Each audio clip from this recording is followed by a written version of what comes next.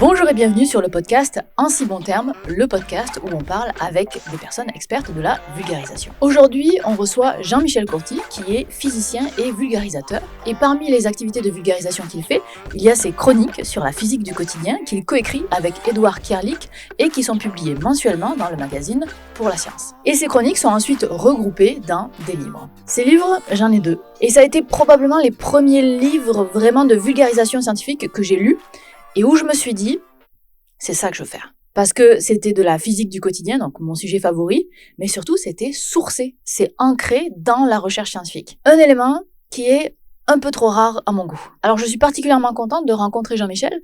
Il était là à mes débuts via ses livres et il a inspiré d'ailleurs plusieurs de mes premières productions. Dans ce podcast, on remonte aux origines de ses livres, de ses chroniques, comment il les pense avec son co-auteur, comment ils arrivent à écrire à 4 mains, ce qui est un mystère pour moi, comment ça se passe avec l'éditeur, etc. On en profite aussi pour parler de comment il s'est formé à la vulgarisation, puisque ce n'est pas sa formation initiale, mais aussi de plusieurs principes qui ont été plus ou moins faciles à intégrer dans sa pratique. On parlera du concept d'avoir une idée par paragraphe, de l'intérêt de garder le suspense ou non, tout au long de l'écriture, de la différence entre l'exactitude et la justesse, etc., etc. C'est un épisode rempli de pépites et de dictons. Alors si vous regardez la version vidéo, vous verrez que je suis sans arrêt en train de vérifier que le son enregistre bien, parce que c'est évidemment ma hantise pour un podcast qui a un problème avec le son. Et bien malheureusement, malgré mes efforts, le fichier son s'est partiellement corrompu a posteriori par je ne sais quelle sorcellerie, et à la moitié du podcast, on passera des bons micros aux micros de secours que j'avais heureusement pour l'occasion. Alors c'est sûr, vous allez entendre la transition, mais restez 1 ou 2 minutes de plus, l'oreille s'habitue. Malgré tout, je vous laisse écouter Jean-Michel puisqu'il s'exprime en si bon terme.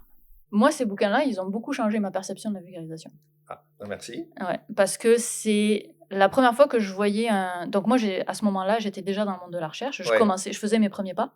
Et donc, j'avais appris l'importance de citer ses sources, l'importance du travail de ses pairs, etc.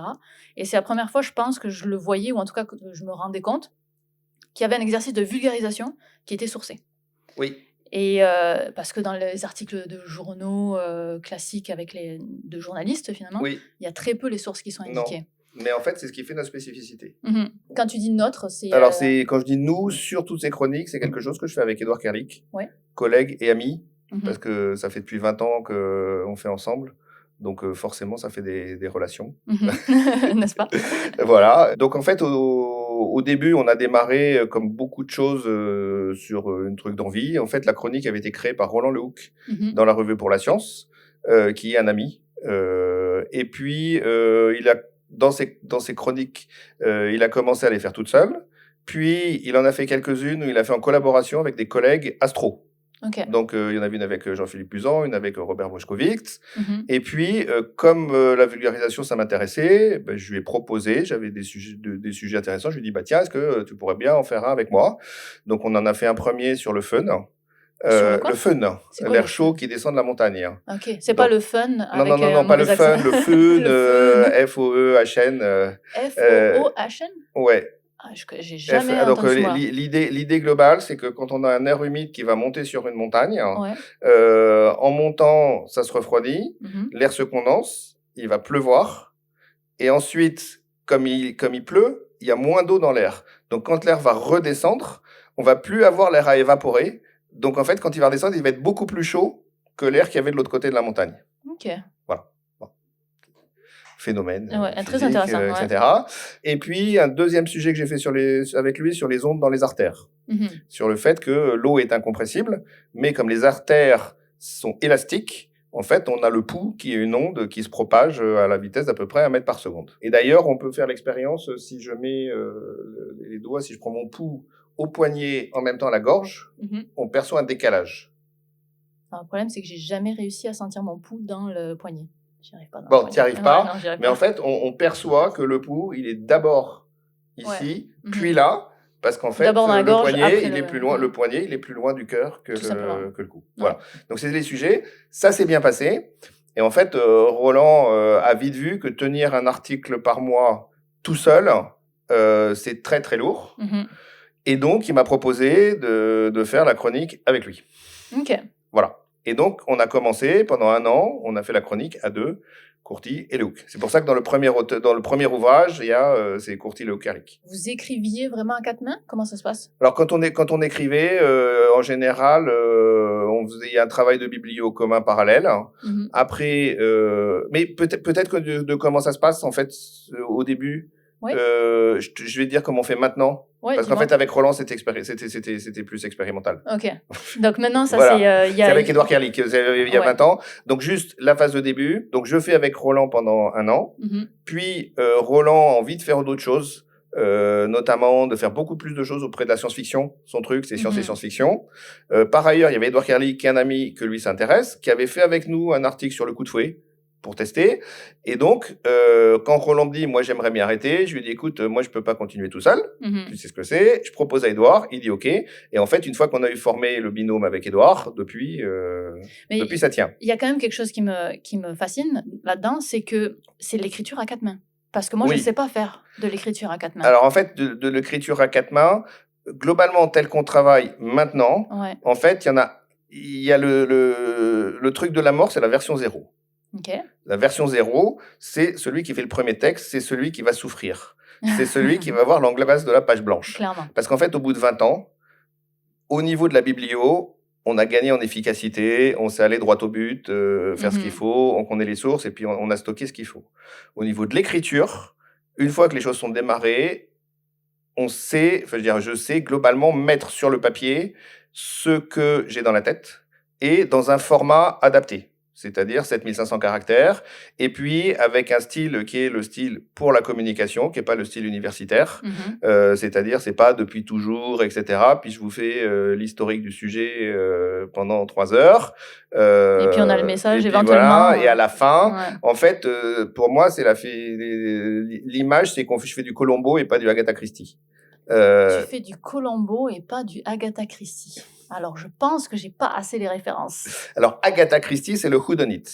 Il faut garder le suspense et tu connais pas le coupable. Ok. Donc, en fait, c'est l'idée qu'il faut surtout pas dire les résultats parce que si on dit les résultats, le public va plus être intéressé. Ouais. Et que l'intérêt, c'est de savoir le résultat. Sauf qu'on sait qu'en vulgarisation, ça marche pas. Tout à fait. Que si on veut faire attendre la réponse aux gens, ils partent.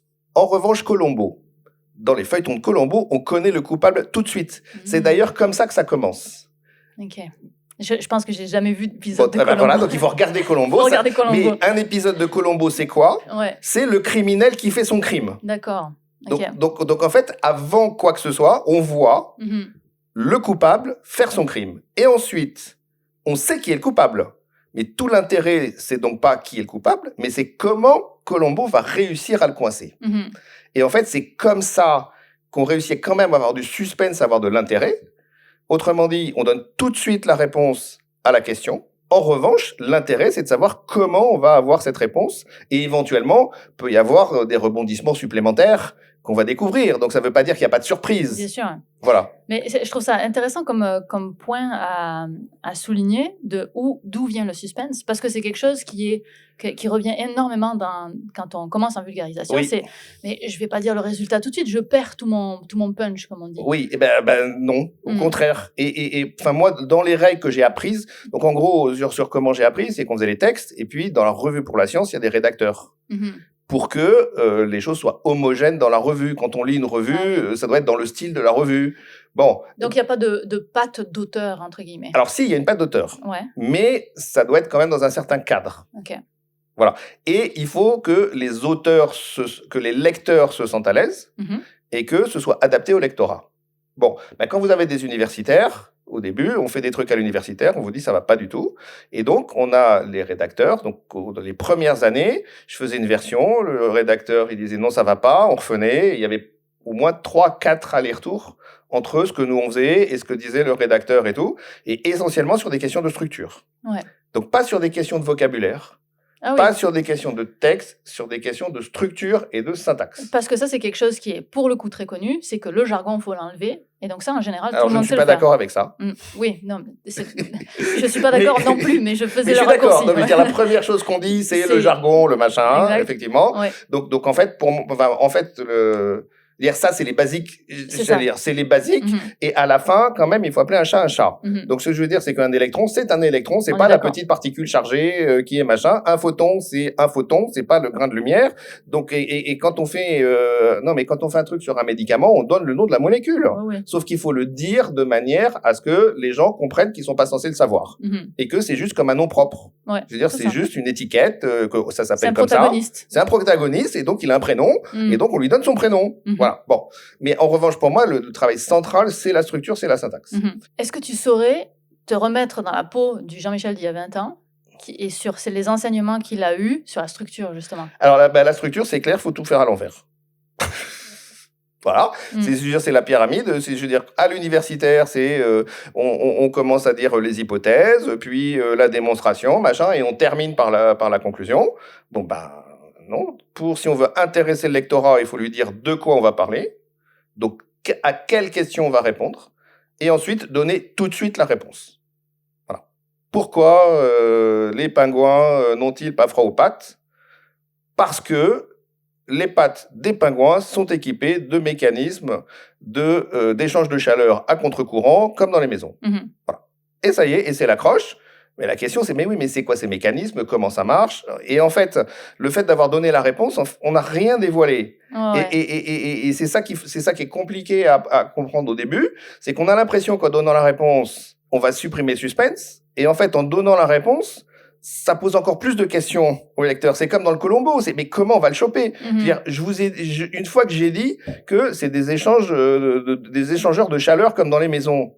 Ah, mais c'est quoi un échangeur de chaleur? Et puis ça marche comment? Et comment ça se fait que le pingouin, il a ça dans ses pattes? Et où c'est que c'est placé dans ses pattes? Donc en fait, en donnant la réponse, on va augmenter le suspense.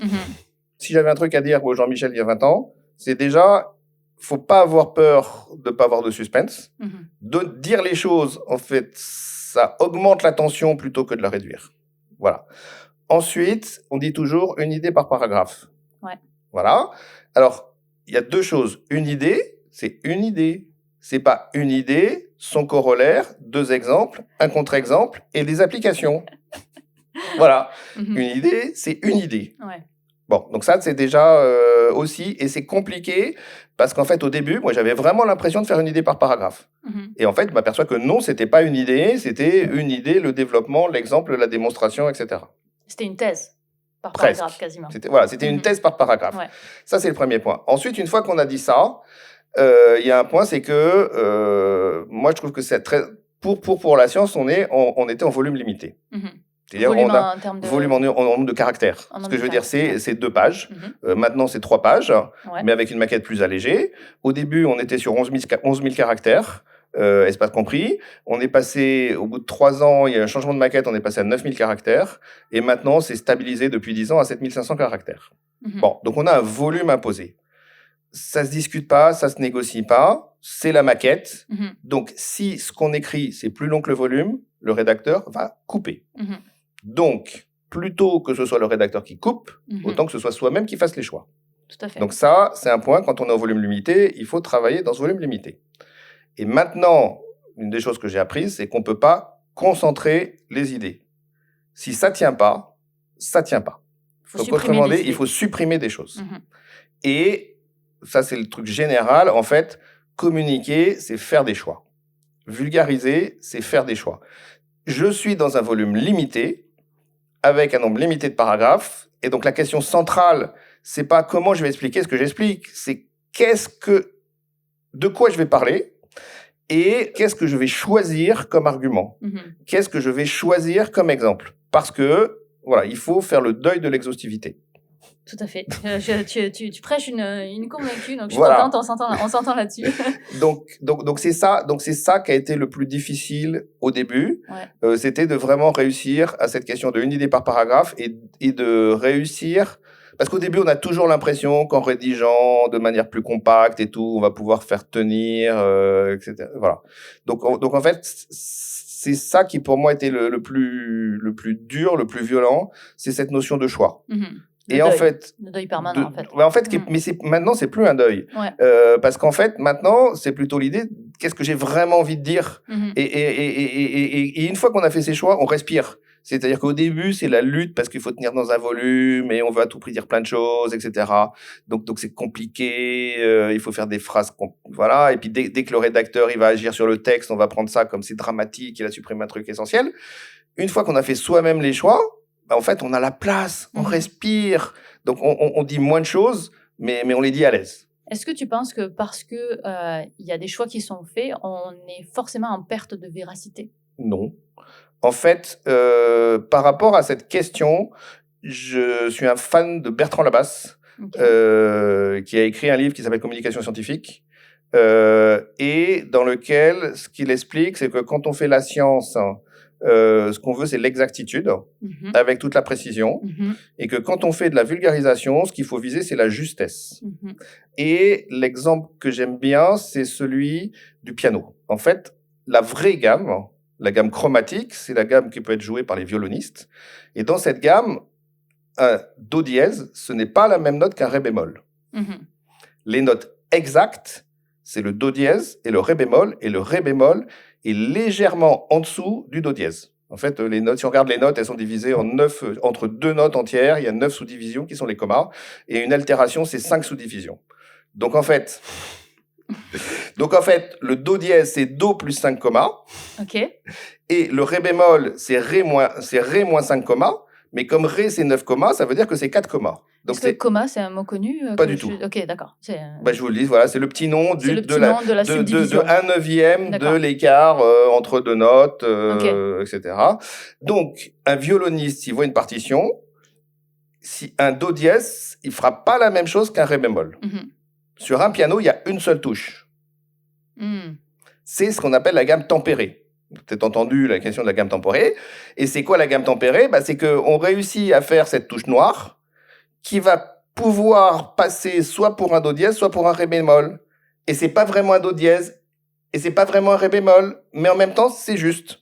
Autrement dit, la note n'est pas exacte, mais ça sonne juste, ça sonne bien. Voilà. Et c'est ça c'est l'image que j'aime bien pour la vulgarisation, c'est-à-dire on n'est pas dans l'exactitude, mais ce qu'il faut, c'est que ce qu'on va évoquer dans la tête du lecteur, ce soit juste. C'est intéressant c'est un peu ce que je cherchais en faisant ce podcast-là, d'écouter d'autres personnes qui font de la vulgarisation et qui vont dire dans leurs mots quelque chose dont je suis convaincue, mais que j'aurais pas expliqué comme ça. Oui. Et ça, c'est fascinant. Et après, on n'a pas les mêmes. Ce que je veux dire, c'est que moi, je suis universitaire. Alors, on dit, dans les conseils pour les universitaires, on dit toujours, oui, quand vous vulgarisez, c'est pas pour le grand public. C'est pour le grand public, c'est pas pour vos pairs. Oui. Oui, on dit ça. Ouais. Moi, je travaille au laboratoire Kastler-Brossel, qui est un laboratoire avec des prix Nobel, d'académiciens, où il y a une énorme pression scientifique. Donc, je ne peux pas m'abstraire de mes collègues. Je sais que quand je vais dire quelque chose, je suis laboratoire Kastler-Brossel, et donc ce que je dis je dois pouvoir l'assumer devant mes collègues du laboratoire Kastler-Brossel. Donc, toute la vulgarisation que j'ai faite, ça a toujours été avec l'idée que je puisse totalement assumer ce que je dis en vulgarisation devant mes collègues. Ce qui amène à un autre jeu de contraintes.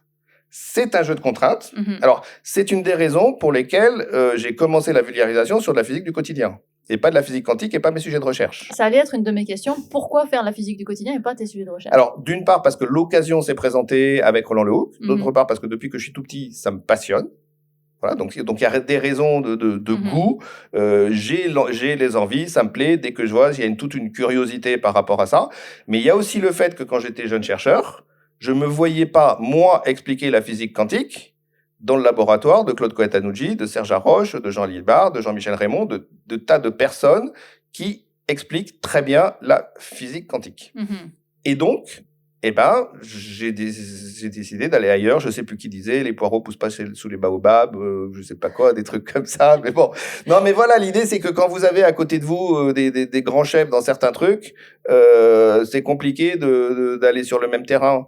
Mais est-ce que c'est une affaire de syndrome de l'imposteur? J'en sais rien de l'affaire. Il se trouve que c'est comme ça. Et il se trouve que en faisant ça, j'ai trouvé ma voie et j'ai trouvé mon chemin et ma reconnaissance là-dedans. Et que maintenant, aujourd'hui, ça me pose plus de problème de parler de physique quantique. Mais parce que je vais parler de physique quantique avec mon regard à moi. Ouais.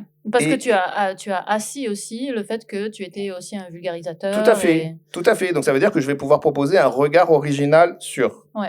Donc en tout cas, il y a cette question de devoir assumer ce qu'on fait devant les collègues. Et donc c'est pour ça que cette question d'exactitude, de justesse, etc., c'est quelque chose que j'ai toujours eu une grosse préoccupation.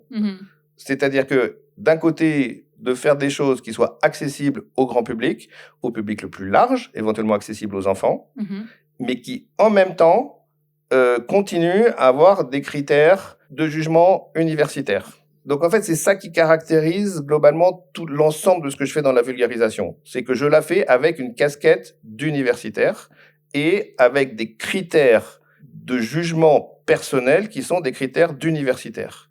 D'où le sourçage, d'où le fait qu'on met les références, qu'on met les sources dont on avait question. D'où toutes ces exigences, parce que c'était presque nécessaire pour moi. Enfin, c'est comme ça que j'ai pu le faire en étant à l'aise. Alors, je comprends d'où ça vient, parce que moi aussi, j'étais en train de faire de la recherche quand j'ai commencé, et que donc c'était une évidence pour moi de mettre des sources. Mais aujourd'hui, je suis plus universitaire. Je mets toujours les sources. C'est très bien. Et j'aimerais que tout le monde de la vulgarisation, et même les journalistes, mettent des sources de façon systématique. En quoi est-ce que ça reste quelque chose de très universitaire? Parce que je me doute bien que tu n'as pas forcément la réponse absolue à ça, mais moi, je milite quasiment, je milite pas très activement, mais disons que si on me demande mon avis, pour moi, tout le monde devrait mettre ses sources, quoi, pour qu'on puisse jauger d'où la personne parle, quoi. Je pense que ça dépend d'où on se positionne. Là encore, quand on fait les articles, on vérifie tout. C'est-à-dire que même les choses de physique de base, on va vérifier dans les sources primaires. Voilà. C'est encore une caractéristique de notre travail. C'est ça que j'ai vraiment appris aussi avec les chroniques, c'est l'humilité.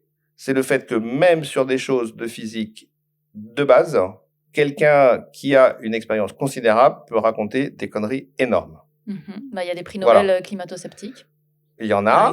Le point, c'est que pour cette chronique, c'est pour ça qu'on est à 2. Et en fait, rien que 2, ça change tout. Parce que quand on est à 2, l'autre va pouvoir questionner, va pouvoir interroger, dire pourquoi tu dis ça, etc. Va demander des justifications. Et en fait, le résultat, c'est que je pense que sur les 250 chroniques qu'on a faites, il n'y a pas une erreur. Alors pourquoi je peux le dire? Parce que dans la revue pour la science, on a des lecteurs qui sont des enseignants, on a des lecteurs qui sont des ingénieurs, etc. Des ingénieurs à la retraite qui ont du temps. Qui ont le temps d'écrire quand ils sont pas contents. Et on sait très bien que quand un lecteur est pas content, il va le dire, etc. Le résultat, c'est que on a eu 2-3 courriers sur l'utilisation de force centrifuge de la part de profs, parce que ça se discutait, etc. Mais maintenant, je sais assumer totalement mon utilisation de la force centrifuge. Tu dis force centrifuge? Bien sûr. Ah ouais. Moi, je dis pas force centrifuge. Bien sûr. Je sais, mais j'assume. Alors, attends, pourquoi? Alors, déjà, peut-être qu'on va expliquer pourquoi est-ce que c'est problématique d'appeler ça la force centrifuge. Problématique pour une gamme de personnes. Alors, pour un certain nombre de personnes, une certaine partie des physiciens considèrent qu'il y a des vraies forces et que ces vraies forces sont le résultat d'interactions. Par exemple, la force électrostatique, par exemple, la force de gravité. Donc, sont considérées comme vraies forces la force électrostatique, la force de gravité. En revanche, les forces d'inertie, qui sont présentes quand on est dans des référentiels qui n'ont pas des mouvements uniformes, sont considérées comme des pseudo-forces. Ce qui est le cas de la force centrifuge. Il se trouve que c'est des pseudo-forces, mais qui ont quand même des vrais effets. Quand on est dans un manège, qu'on est propulsé, quand on tombe, il y a plus qui freine, on sent bien cette force qui nous attire quand on est dans les manèges, premièrement. Deuxièmement, en fait, les forces d'inertie sont de même nature que la gravitation. Donc, si je regarde petit g local, donc la gravitation locale, elle est le résultat de l'attraction de la Terre, mais aussi de la force centrifuge, parce que la Terre tourne sur elle-même. Autrement dit, la valeur de G absolue n'est pas la même à l'équateur et au pôle. Et ça, pas uniquement parce qu'on est plus loin du centre à l'équateur qu'au pôle. Parce que quand on est au pôle, il n'y a pas la force centrifuge. Quand on est à l'équateur, il y a la force centrifuge. Et ensuite, la direction de la force du petit g, c'est pas vers le centre de la Terre, parce que quand on est au niveau de Paris, il y a une composante qui est l'attraction de la Terre, qui est vers le centre de la Terre, et on a une composante qui est dirigée radialement par rapport à la rotation de la Terre. Il se trouve que petit g local a donc deux origines. Or, aucune expérience ne peut permettre de trouver dans petit g la partie qui serait vraie force de l'attraction et la partie qui serait fausse force, qui serait due à la force centrifuge. Si on veut aller plus loin, en fait, je veux bien accepter que la force centrifuge n'est pas une force, mais ça veut dire que c'est aussi le cas de la gravité. Puisqu'en fait, la gravité, c'est l'accélération de la pesanteur. Ouais. Donc, je peux comprendre que on dise que c'est pas une force, que c'est une accélération, mais dans ce cas-là, c'est aussi le cas de la gravité. C'est intéressant. Hein? Et juste un point, et ça, ce qui est derrière, c'est le principe d'équivalence, qui est à la base de la relativité générale.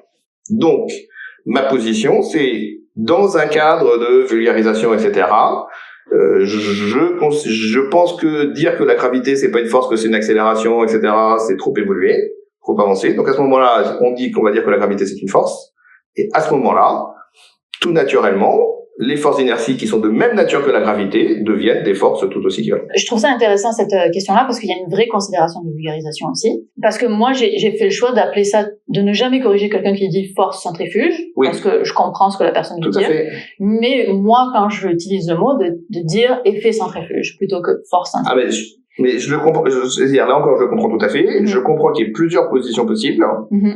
Mais ta position me fait reconsidérer. Ce que je veux dire, c'est que mon choix, pour moi, c'est celui-là, et je peux je peux le justifier. Ouais, je vois ça. Voilà. Pour la plupart des sujets, c'est le cas. Mm-hmm. C'est-à-dire que je pense que même en physique, il y a une place pour la subjectivité, pour le fait d'être auteur, d'avoir des positions différentes. En revanche, pour moi, ce qui est important, c'est de savoir pourquoi on fait ce qu'on fait. Ouais. Voilà, et de l'assumer. On est parti un petit peu, on a un petit peu dévié. Totalement. Est-ce que tu avais fini ton explication de comment se passait un article de... Globalement, je vais prendre le process du début. Mm-hmm. Donc, avec Édouard, on est dans un travail de veille permanente. La question, il faut trouver les sujets. Ouais. Donc, comment on trouve les sujets? Je suis en veille permanente, ça veut dire que dans l'actualité, j'entends un truc, etc. Pouf, je me dis, tiens, ça pourrait faire un sujet ou pas, je vais creuser. Et éventuellement, quand il y a eu le Covid, par exemple, quand il y a eu la question des masques respiratoires, tout le monde, je sais pas au Canada, mais enfin en France, il y avait la question est-ce qu'il faut mettre les masques, est-ce qu'il faut pas mettre les masques, etc. Ça m'a pris la tête au début du confinement, donc je suis allé commencer à faire de la biblio, je me suis dit parce que c'était de la physique, je me suis dit peut-être que ça peut intéresser les gens, et c'était 3 jours avant le bouclage, j'étais en train de travailler sur un article sur le vol des insectes. Bon, j'ai appelé la rédaction en disant écoutez, on avait prévu le vol des insectes, mais là, il y a un sujet d'actu, c'est les masques, c'est de la physique, on peut faire un article, ok, on y va. Donc ça veut dire être n'importe où. Et puis, il y a aussi tout un travail systématique de bibliographie où on fait à deux la biblio intégrale d'American Journal of Physics, Physics Teachers, Physics Education, plus les ouvrages. Donc c'est à la fois de l'opportunisme d'être dans l'actu, de lire des revues geeks, style Wired, etc., de s'intéresser à la technique. Par exemple, à la radio, une fois, j'avais entendu un truc sur le moteur à air comprimé. Bon, pof, donc on regarde, qu'est-ce qui se passe. Donc en fait, celui qui faisait ce moteur à air comprimé, c'était du n'importe quoi. Mais en fait, c'était un sujet qui était très intéressant, et on a fait un truc sur les hybrides hydrauliques. Est-ce que ça t'arrive d'avoir des sujets où il n'y a pas de publication, il n'y a pas de réponse, et c'est à toi de donner une réponse? Non. Le principe de base, c'est d'avoir des... Mais de toute façon, aujourd'hui, sur tous les sujets, il y a des publics. Tu vois, sur les sujets comme la Covid, avec le masque, au moment où tu as publié, il y avait probablement pas pour la Covid. Mais pour le fonctionnement des masques, il y avait. Pour le fonctionnement des masques. Pour les fonctionnements les filtrages et les filtres haute performance. En fait, il y avait tout ce qu'il faut. Et donc, j'avais des publis sur le fonctionnement des masques, l'efficacité des masques en fonction du diamètre des particules, les effets browniens versus les effets d'inertie pour les petites particules et les effets d'inertie, et les effets de surpression du fait que quand plus le masque filtre, plus c'est difficile de respirer. Et j'avais donc aussi sur ce sujet-là des publis sur l'utilisation de ces masques dans les personnels soignants et l'apparition des maux de tête chez les personnels soignants suite aux masques, suite à l'utilisation des voilà. Donc j'avais suffisamment. Ce que je veux dire, c'est que le sujet sur faut-il ou pas utiliser ces masques-là par rapport au Covid, je n'avais pas. En revanche, en tant que physicien, je pouvais apporter ma contribution au débat en expliquant comment ces masques fonctionnent. Et ensuite, en permettant, j'étais ensuite contacté par AFP News, etc., en permettant de débunker ceux qui expliquent que comme le virus il est trop petit, il peut pas être filtré. C'est-à-dire que il y avait à un moment donné le fait que, ce qui est assez paradoxal, c'est qu'un masque ce n'est pas un tamis. Et ça permet de filtrer très efficacement des particules qui sont bien plus petites que la taille des trous. Et ça, il faut le comprendre. Et c'est ça qu'on expliquait. Voilà. Donc, voilà. Idem quand il y a eu sur la question du CO2. Il y avait la question de il faut aérer ou pas. Combien il faut aérer par rapport au Covid, j'en sais rien. En revanche, en tant que physicien, je peux expliquer que on peut mesurer la qualité de l'aération en mesurant les taux de CO2. Comment on mesure ? Quelle relation entre le taux de CO2 et la qualité de l'aération, et comment on mesure le CO2. Donc l'idée générale, c'est en tant que physicien, qu'est-ce que je peux apporter au débat. Je comprends. Mais parce que moi, je me heurte quand même assez souvent à, bon, j'ai des sujets aussi qui sont parfois un peu décalés, mais à un manque de littérature. Oui, mais là clairement quand il y a pas, juste vous le faites pas comme on fait pas. Alors il se trouve que là dans l'article qui va sortir sur l'horloge de Cox, qui est une horloge qui fonctionnait avec les variations de la pression atmosphérique et qui utilisait comme mécanisme central un baromètre qui avait 60 kg de mercure. Voilà. Donc il y avait une littérature qui expliquait globalement. Il se trouve que c'était de la littérature qui était vieille. En travaillant sur la littérature, je me suis rendu compte qu'il y avait des explications, il y avait des trous dans les explications. Et donc globalement, en fait, là l'idée c'est qu'il n'y a pas de public, mais il va y en avoir une qui est une que je vais écrire avec Edouard et un autre collègue sur le sujet. Donc à la fin, il y aura une publication sur le sujet. Voilà. Donc ensuite, une fois qu'on a nos propositions de sujet, tous les 6 mois, on a une discussion avec la rédaction de Pour la Science pour choisir de quel sujet on va traiter. C'est une fois par mois la publication ? C'est tous les mois. Tous les mois. Oui, tous les mois. Même l'été, il n'y a pas de numéro de pause, etc. Donc c'est 12 chroniques par an. Donc ces questions, c'est quels sont les sujets les plus adaptés par rapport au public. Et puis l'idée, c'est d'équilibrer entre les différentes voies de la physique. De ne pas faire 3 articles de méca à la suite, etc. Et puis d'être avec l'actu. Donc soit avec l'actu actuelle, soit avec l'actu saisonnière. On va pas faire un article sur les boules de neige au mois d'août, etc. Là, par exemple, avant cet été, on a fait un truc sur les valises, les oscillations des valises. Voilà. Les oscillations des valises. Ouais, la petite valise qu'on tire derrière nous avec les roulettes et puis qui se mettent à tout d'un coup partir en cacahuète là. Ouais, tout à fait. Et donc il y a des publis là-dessus. Il y a des publis là-dessus, oui. Auto-instabilité, oui, c'est voilà. Il y a des publis sur l'instabilité et c'est toi qui as fait le lien entre sur la valise, sur cette instabilité spécifique de la valise avec les physiciens qui ont fait un modèle de valise en changeant les mains.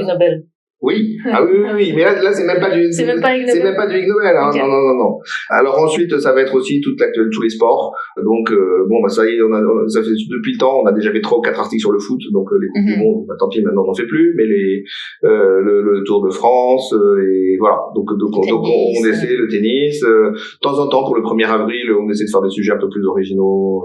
Voilà. Donc ce qui fait que tous les 6 mois, on a notre liste de sujets et puis on a des sujets de secours. Parce que des fois, la vie est un peu compliquée, donc c'est bien d'avoir un sujet simple qu'on peut faire rapidement. Des fois, ça nous est arrivé, il y a des sujets où on pense qu'on a de la biblio, puis on travaille dessus, puis le sujet il explose en l'air, parce qu'en fait, la biblio s'aperçoit que c'est pas suffisamment solide, on n'est pas convaincu, etc. Ça nous est arrivé, par exemple, sur les méandres des rivières, où on pensait avoir des trucs, et puis en fait, en creusant, plus on creusait, plus il y avait des versions différentes, plus on était dubitatif sur les explications, donc on a décidé de faire autre chose. Bon. Donc ça veut dire qu'on a une date de livraison d'article. Donc, sur laquelle il faut livrer le texte à la rédaction et des propositions de figures. Donc là, qu'est-ce qui va se passer? Globalement, maintenant, on est sur 2 versions et demie. C'est-à-dire, Édouard ou moi, donc ça, c'est le travail à 4 mains. Chacun son tour, on fait la version 0. Et en général, c'est celui de nous deux qui a proposé le sujet, et on a des domaines où on est plus à l'aise, etc. Là, c'est ça sur lequel il n'y a aucun progrès. C'est-à-dire, c'est 3, 4 jours ou plus de souffrance. C'est la page blanche. C'est incompressible. Donc ça, c'est l'auteur. Au bout de 20 ans, ça reste toujours aussi difficile de faire cette fameuse version 0. Même si on sait qu'à un moment donné, il suffit de mettre sur le papier ce qu'on a dans la tête pour le retravailler, etc. Je n'ai aucun conseil à donner sur le sujet, à part le fait que oui, c'est dur. Parce qu'il y a un processus créatif, il y a je sais pas quoi, mais c'est la seule chose qu'on n'a pas réussi à gagner en efficacité. Et c'est pour ça qu'on fait vraiment chacun notre tour très rigoureusement, parce que c'est trop difficile. C'est beaucoup plus facile d'éditer un texte que de commencer. Voilà. Ensuite, on envoie le texte à l'autre. Alors après, des fois, on discute entre nous s'il y a un peu des difficultés pour trouver les structures. Moi, j'aime bien penser quand pour des raisonnements, j'explique à Édouard. Et puis il me dit j'ai pas compris ci, j'ai pas compris ça, donc en fait je teste les explications. Il est physicien aussi, hein? Physicien, oui, tout à fait. Donc ensuite, on reçoit la version du texte, et selon les cas, soit on a des choses mineures à faire parce que maintenant on a quand même assez de bouteilles, donc on a le bon volume, on a la bonne structure, etc. Mais bien sûr, alors oui, juste pour les écritures, mais j'aime bien j'ai des dictons. Le meilleur ami de l'écrivain est la corbeille à papier. T'es un peu une usine à dictons. Tout à fait.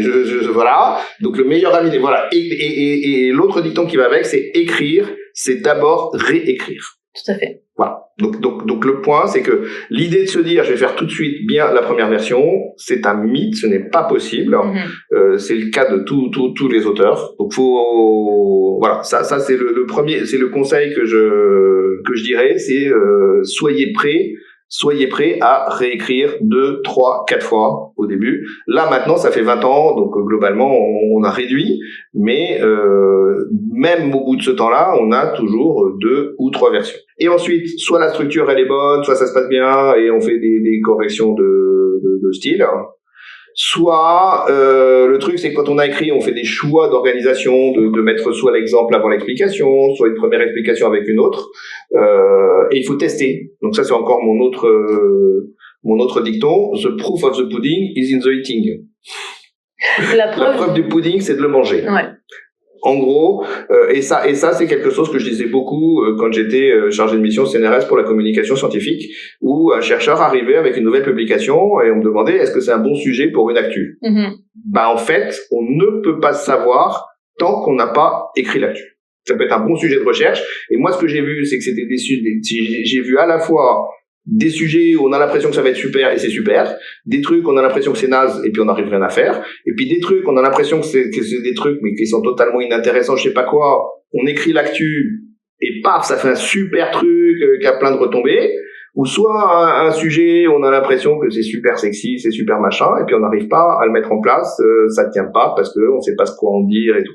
Donc en fait, on peut pas, donc ça c'est un point central, c'est qu'on ne peut pas savoir à l'avance ce que va donner un truc de vulgarisation. Juste sur le contenu ou sur l'idée ou etc. Et que c'est en faisant que on va pouvoir juger. Et donc là, c'est la même chose quand les explications, quand on a un sujet de physique compliqué. En fait, il y a plusieurs options pour expliquer, de commencer par un bout, commencer par l'autre. Et là, on peut pas savoir a priori. Donc la solution, c'est de tester une option et d'aller jusqu'au bout de cette option.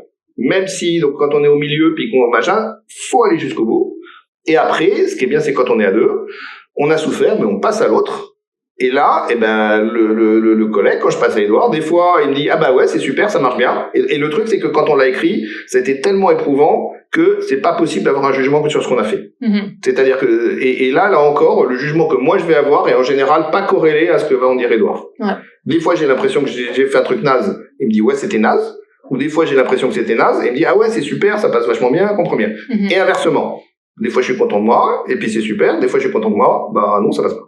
Voilà. Donc, voilà. Et c'est pour ça, ou alors quand on est tout seul à écrire, parce que ça, je suppose que voilà, c'est top d'être à deux, mais pour beaucoup des auditeurs, ils vont être tout seuls. Ouais. Eh ben, faut réussir à être plusieurs tout seul.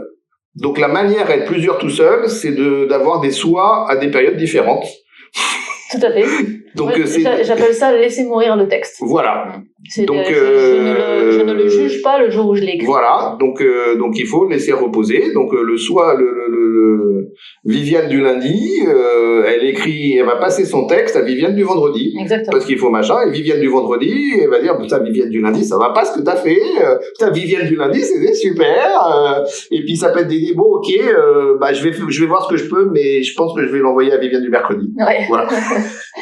En l'occurrence, il faut que ce soit Viviane du lundi qui parle Viviane du mardi. Il n'y a pas... Oui, voilà. Après, bon, c'est les questions des délais, mais c'est ça quand on est tout... Mais bon, voilà, parce que je fais aussi des choses tout seul, mais voilà. Donc ça, c'est l'avantage d'être à deux, c'est qu'en fait, on peut aller bien plus vite parce que on sait qu'on va passer à l'autre et qu'une fois que c'est fait, voilà. Donc on teste une structure.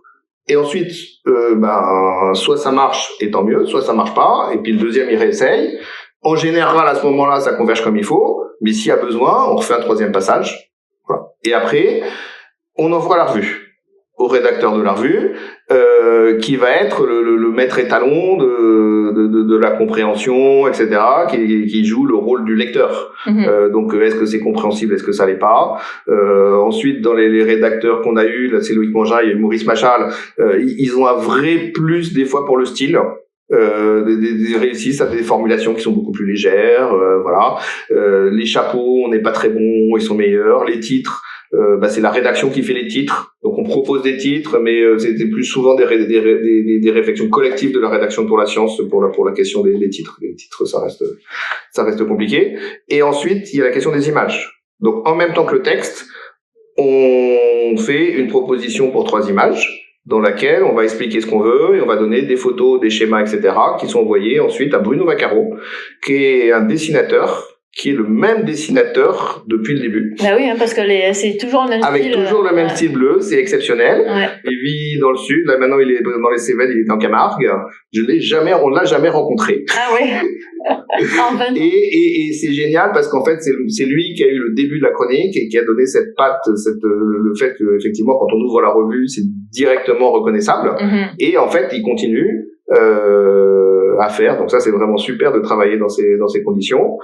Et voilà, et des fois il y a des dessins, tout se passe bien. De temps en temps il faut revenir une fois, 2 fois parce qu'il y a des concepts scientifiques. Parce qu'il y a des concepts de physique qu'il faut faire passer, le dessin, voilà.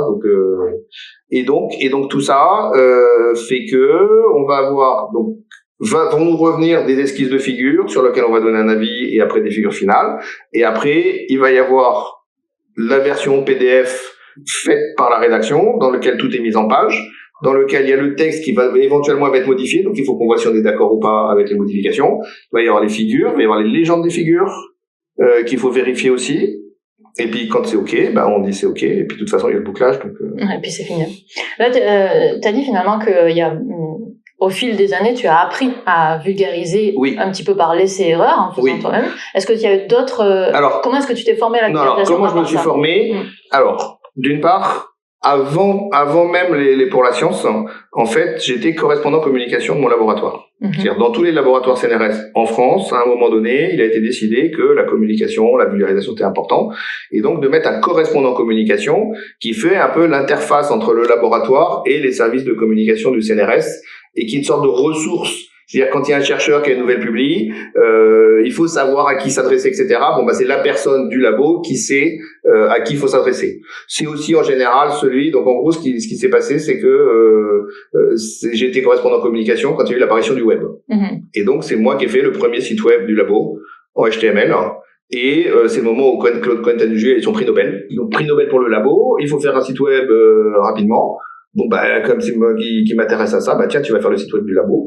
Voilà. Donc ça veut dire que par exemple pour tout ce qui est le web, j'étais du début, j'ai appris, donc j'ai commencé à faire du HTML, après j'ai fait des cadres, après je suis passé à SPIP, etc. Enfin, j'ai suivi l'évolution des technologies.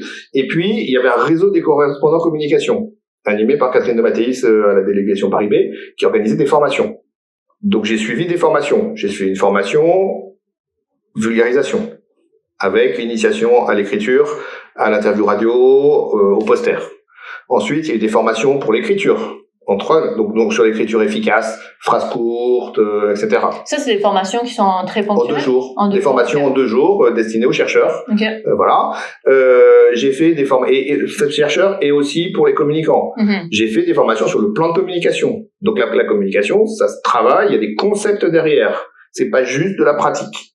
Donc j'ai eu, étant correspondant communication, toutes ces formations de 2 jours. Je faisais 1 ou 2 formations par an.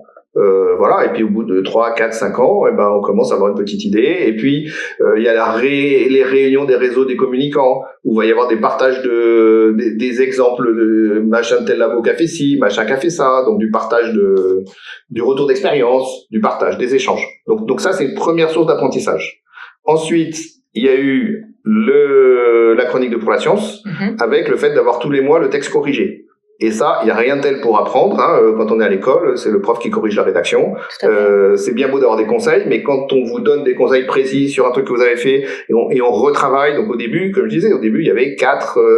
Au début, on avait vraiment entre 4 et 5 allers-retours entre la rédaction et nous. Ce que je veux dire, parce que il faisait un truc, mais on n'était pas d'accord, etc. On discutait, et donc après on demande de justifier.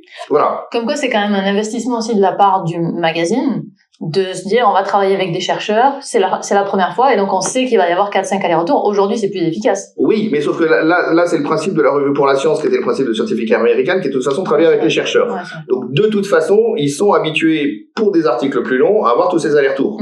Donc en fait, le fait d'avoir des auteurs réguliers, c'est tout bonus. Tout à fait, ouais. Parce qu'il y a un petit peu moins de retours. Parce qu'il y a moins de retours qu'avec les auteurs standards, et puis c'est pas la peine de nous expliquer à chaque fois les principes. Les gros concepts. Voilà. Donc après, il y a eu cette période de Pour la Science, d'apprentissage sur la pratique. Et puis, en 2007, on m'a proposé d'être chargé de mission pour la communication scientifique à l'Institut de physique. Il y avait plus d'équipe communication dans les instituts au CNRS. Donc j'ai remonté l'équipe communication, et donc dans un premier temps, donc j'avais une partie de moitié de temps d'enseignement moins pour faire ça, cette mission, et là c'était au début pendant 2 ans, c'était quasi à mi-temps. J'étais dans toutes les réunions avec la direction de la communication. Il fallait remettre en place un site web, mettre en place une politique de remontée des articles par les chercheurs, faire des actus, etc. Donc là encore, il y avait les réunions de réseau. Moi, j'ai appris, par exemple, le DIRCOM à l'époque, c'était Arnaud Benedetti, et il y avait tout un travail sur la marque du CNRS. Bon, je me suis dit, il parlait de marque tout le temps. Je me suis dit, ok, j'apprends ce que c'est que la marque. Donc, je me suis payé le pavé de Cap Ferret, 500 ou 900 pages sur la marque. Voilà. C'est quoi la marque? C'est le concept utilisé par les gens qui font de la com. Et j'apprends.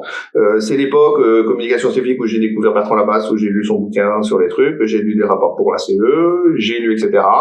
J'ai lu des bouquins essentiellement anglo-saxons, donc des bouquins sur l'écriture, des bouquins sur comment on gère un service de com, voilà. Donc de l'auto-formation. Donc beaucoup d'auto-formation. Et ensuite, en essayant d'avoir un regard critique sur ce que je fais, c'est-à-dire d'avoir une pratique réflexive, c'est-à-dire d'essayer de comprendre ce que je fais. Et après, dès le début, dans mes missions à l'Institut de physique, il y avait de sensibiliser les chercheurs à la communication, d'animer le réseau des correspondants communication, et donc on apprend d'autant mieux qu'on enseigne quelque chose. Tout à fait. Donc le fait d'avoir à faire ces introductions à la communication, ces formations à la communication. Ah oui, j'oublie aussi, j'avais fait des formations à la com niveau fin de licence, début master pour les Normaliens de Cachan, où je leur expliquais comment on fait des transparents, comment on fait des posters, comment on fait comme ça. Que j'ai donné. Okay. Et là encore, pour les donner, ça veut dire que j'ai fait de la biblio, j'ai travaillé, etc. Et donc à l'INP, il y avait ces séminaires, et puis à la fin, pour les actus, pour obtenir des textes de mieux en mieux, petit à petit, chaque fois, je donnais des conseils aux chercheurs. Et à la fin, ça s'est traduit par un petit livret qui s'appelle De la publi au public, que j'ai écrit sur comment préparer un texte pour les chercheurs qu'on va donner à un service de com. Voilà. Et donc le fait d'écrire, ça veut dire que quand j'ai écrit ça, j'avais des retours des chercheurs. Et donc comme je rédigeais les actus, à la fois j'avais les retours du bureau, les retours du bureau de presse, etc. par rapport au communiqué de presse, mais j'avais aussi l'interface avec les chercheurs. Ou là maintenant c'était moi qui réécrivais leurs trucs. Donc je me retrouvais dans la position du rédacteur. Ouais. D'accord? Sauf que, entre chercheurs, c'est les choses violentes que moi j'avais vécues comme auteur parce qu'on me réécrivait, je le faisais subir. Donc ça veut dire qu'il fallait que je travaille mon argumentation. Autrement dit, alors au début, je le faisais au feeling, et puis à force d'avoir des chercheurs difficiles, donc là je leur dis merci à eux, donc faut pas que tous ils soient difficiles. D'accord? Sinon c'est décourageant. Parce que sinon, à la fin, on peut pas passer tout son temps avec tous. Mais le fait d'avoir régulièrement des chercheurs difficiles, mais qui disent pourquoi t'as réécrit ça comme ça, là c'est pas comme ça, ça m'a conduit chaque fois à retravailler, à affiner et à de mieux en mieux pouvoir dire pourquoi je fais ce que je fais. À développer ton savoir-faire. Voilà. Donc ça vient de tout ça, c'est-à-dire que c'est à la fois c'est de la pratique, mais aussi beaucoup de retours, beaucoup d'échanges, soit et au début beaucoup de retours et d'échanges des professionnels qui sont au courant, et ensuite les retours et les échanges de gens qui en savent moins, mais qu'il faut réussir à convaincre que ce qu'on est en train de faire, c'est justifié et que c'est pas juste une lubie. Voilà. Ça gère. Tout ça pour dire, il y a quand même des formations qui existent et qui sont nécessaires pour arriver à la vulgarisation. Oui, il y en a, et le conseil que j'ai à tous, c'est allez-y. Et une formation qui m'a été extrêmement utile, c'est une formation que j'ai eue sur l'interview audio.